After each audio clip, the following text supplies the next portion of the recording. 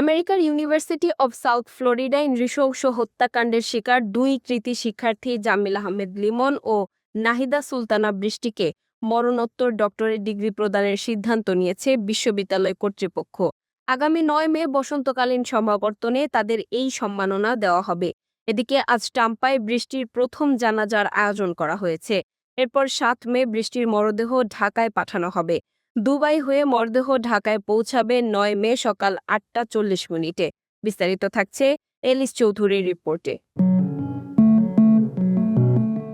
আমেরিকার ফ্লোরিডায় উচ্চশিক্ষার স্বপ্ন নিয়ে পাড়ি জমানো দুই কৃতী সন্তান লিমন আর বৃষ্টির এমন পরিণতি কারো কল্পনাতেও ছিল না। ইউনিভার্সিটি অফ সাউথ ফ্লোরিডার নিঝুম ক্যাম্পাসে যে গবেষণাগার ছিল, তাদের প্রতিদিনের বিচরণ ক্ষেত্র, সেখানেই নেমে আসে অন্ধকারের এক নৃশংস থাবা।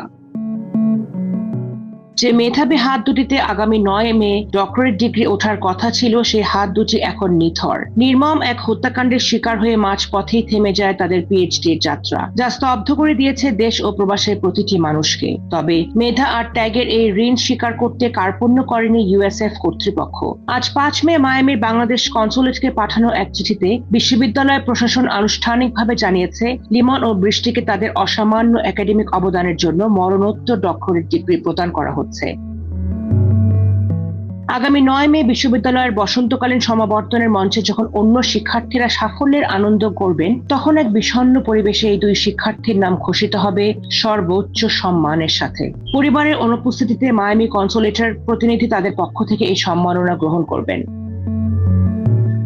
তদন্ত ও আইনি প্রক্রিয়া শেষে এখন প্রিয়জনদের কাছে ফেরার পালা। আজ দুপুর ২টায় ফ্লোরিডার ট্যাম্পায় অনুষ্ঠিত হবে নাহিদা সুলতানা বৃষ্টির প্রথম জানাজা। সেখানে সহপাঠী আর প্রবাসীরা চোখের জল দিয়ে বিদায় জানাবেন তাদের প্রিয় বন্ধুকে। জানাজা শেষে ৭ মে বৃষ্টির মরদেহ নিয়ে রওনা হবে কফিনবাহী বিমানটি। দুবাই হয়ে দীর্ঘ পথ পাড়ি দিয়ে ৯ মে শনিবার সকাল ৮টা ৪০ মিনিটে ঢাকার মাটিতে পৌঁছাবে বৃষ্টির কফিন। স্বজনদের আহাজারি আর এক বুক শোক নিয়ে বাড়ির আঙিনায় শেষবারের মতো ফিরবেন তিনি, তবে কৃতি গবেষক হিসেবে নয়, এক নিথর দেহ হয়ে।